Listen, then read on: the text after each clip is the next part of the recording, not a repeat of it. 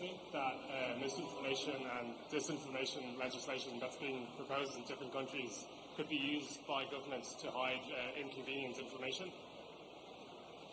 Well, it's clear that that's happening, and that is in fact the purpose of it.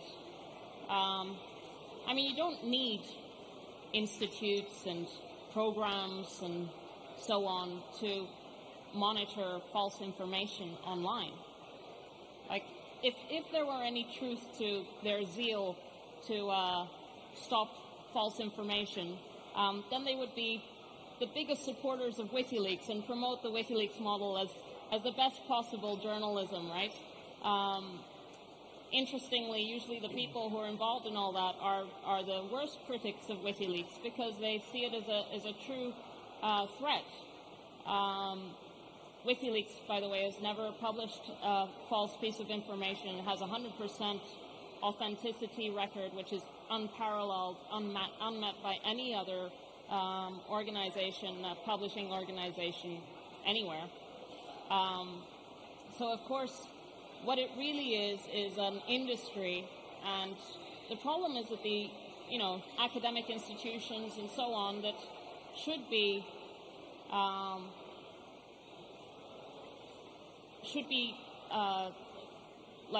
criticizing this whole industry. They're in on it because there's a whole subsidy of academic institutions and think tanks, and you're in university, you're graduating, you're applying for jobs, and there are lots of jobs in this disinformation, misinformation complex.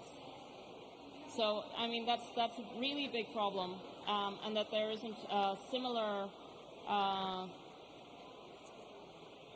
job market and incentives and basically money flow in the truth market. But obviously, if there is a big popular interest in the truth market, though, and you can see it by how people vote with their feet and with their eyes when they're getting their information from elsewhere, and not and give no credence to whatever it is. I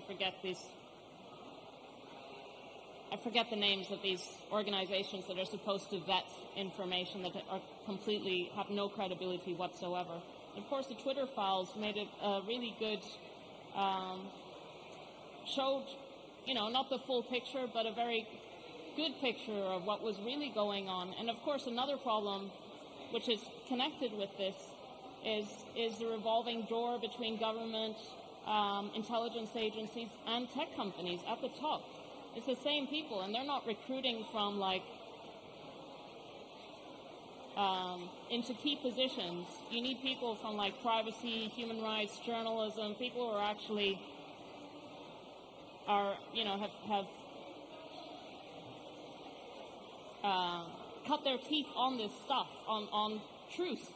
But rather, if they come from government, if they come from the intelligence agencies, and so on, the incentives are just not right.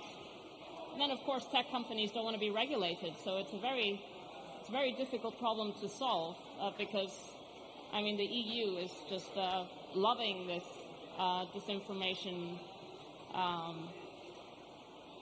the new disinformation age, because it allows them to regulate the hell out of the internet.